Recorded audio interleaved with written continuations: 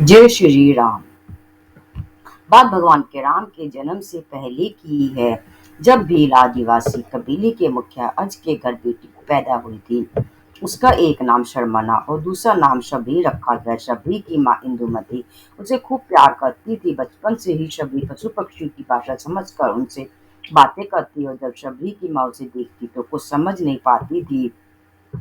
कुछ समय बाद एक पंडित ने शबरी के परिवार को बताया कि वो आगे चलकर सन्यासी बन सकती है। इस बात का पता चलते ही शबरी के पिता ने उसका रिश्ता तय कर दिया। जैसे ही शादी का दिन नजदीक आया, शबरी के घर वालों ने खूब सारी बकरियां और अन्य जानवर घर के पास लाकर बांध दिए। एक दिन शबरी की माँ जब उसके बाल बना रही थी तो उसने माँ से पूछा, इतने सारे जानवर हमारे घर क्यों लाए गए हैं? माँ ने जवाब दिया, बेटी तुम्हारा विवाह होने वाला है, इसीलिए हम लोगों ने इनका इंतजाम बलि के लिए क्या है। तुम्हारी शादी के दिन ही बलि प्रथा होगी और फिर इनसे स्वादिष्ट भोजन बनाकर सबको परोसा जाएगा। ये सब सुनकर शबरी दुखी हो गई। काफी देर तक शबरी ने उन जानवरों को आजाद करने के बारे में सोचा। सोचते सोचते शबरी के मन में हुआ कि अगर ये जानवर यहाँ नहीं होंगे तो इनकी बलि रुक सकती है। ऐसा नहीं हुआ तो मेरे घर से कहीं चले जाने पर ही यह बकरी बलि रुकेगी। जब मैं घर में ही नहीं रहूंगी तब ना विवाह होगा और ना ही बलि प्रथा। इससे मासूम जानवर बच जाएंगे। इसी सोच के साथ जानवरों को रखी गई जगह पर सबरी पहुंची। उसने सोचा कि उन्हें खोल देती हूँ, लेकिन वो ऐसा नहीं कर पाई। उसके बाद शबरी जंगल की तरफ भागने लगी।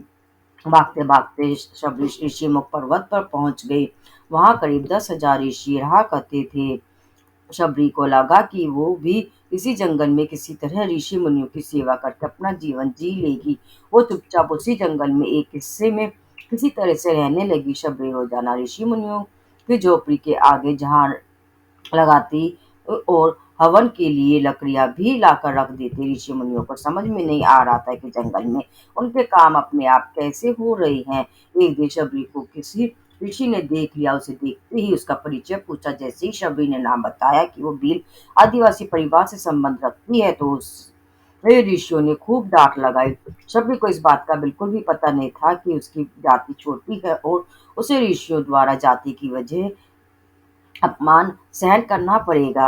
इतना सब होने के बाद भी शबरी ऋषि मुनियों के दरवाजे पहुंची और उनके आंगन में झाड़ू लगाकर उनसे गुरु दक्षिणा देने के लिए कहती। हर कोई शबरी को उसकी जाति की वजह से अपने आश्रम से भगा देता था। ऐसा होते होते काफी समय बीत गया। उसके बाद शबरी मतंग ऋषि की कुटिया में पहुंची। वहां पहुंचकर मतंग ऋषि को सबरी ने बताया कि वो उनसे गुरु दक्षिणा लेना चाहती है। उन्होंने खुशी खुशी उसे अपने गुरुकुल में रहने दिया और भगवान से जुड़ा ज्ञान देते रहे। शबरी ने भी अपने गुरु मतंग ऋषि की सेवा करने में कोई कसर नहीं छोड़ी। वो गुरुकुल के भी सारे काम करती थी। शबरी से खुश होकर मतंग ऋषि ने उसे बेटी मान लिया था। समय के साथ मतंग ऋषि का शरीर बुरा हो गया।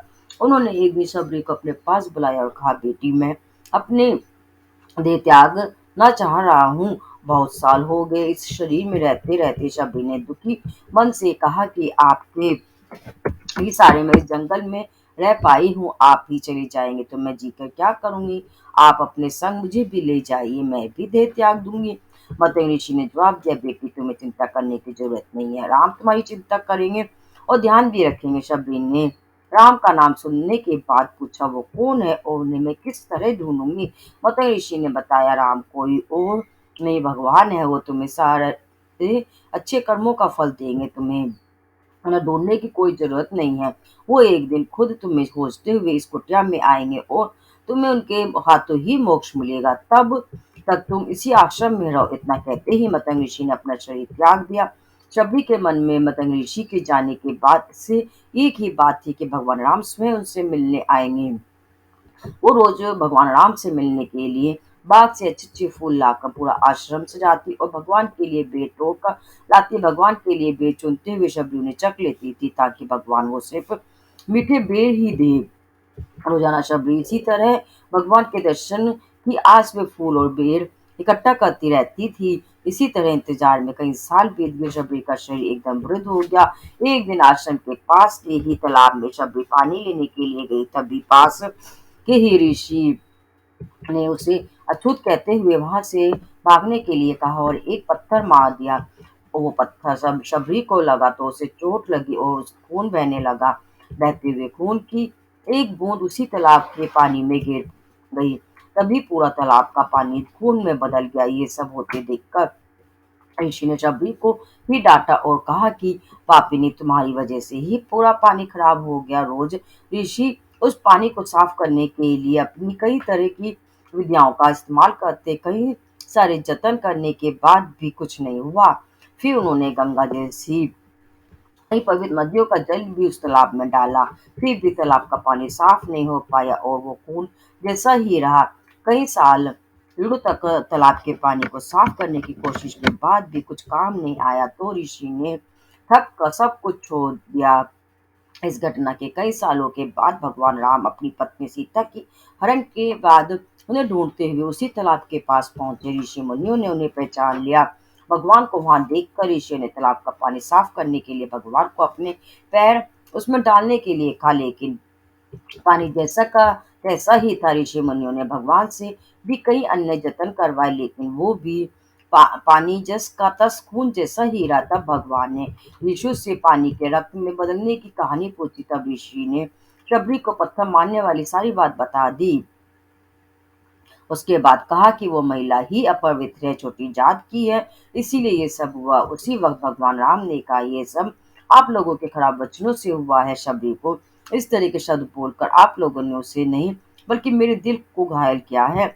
इसी घायल दिल के रक्त का प्रतीक यह तालाब का लाल पानी है। आगे भगवान राम बोले, कहाँ है वो माई, मैं उनसे मिलना चाहता हूँ। तब तक शबरी उसी तालाब के पास पहुंच जाती है। इस दौरान शबरी के पैर को ठोकर लगती है और कुछ भूल उस तालाब में गिर जाती है। तभी सारा पानी साफ हो जाता है। भगवान सबसे कहते हैं कि देखिए, आप लोगों ने क्या कुछ नहीं किया, लेकिन पानी साफ नहीं हुआ। अभी सिर्फ इनके पैर ही थोड़ी सी धूल ने ही तालाब का पानी साफ कर दिया। भगवान राम को शबरी पहचान चुकी थी। उन्हें प्रणाम करके शबरी ने कहा, भगवान आप मेरे साथ कुटिया में चलिए। भगवान भी खुशी खुशी शबरी के साथ चल पड़े।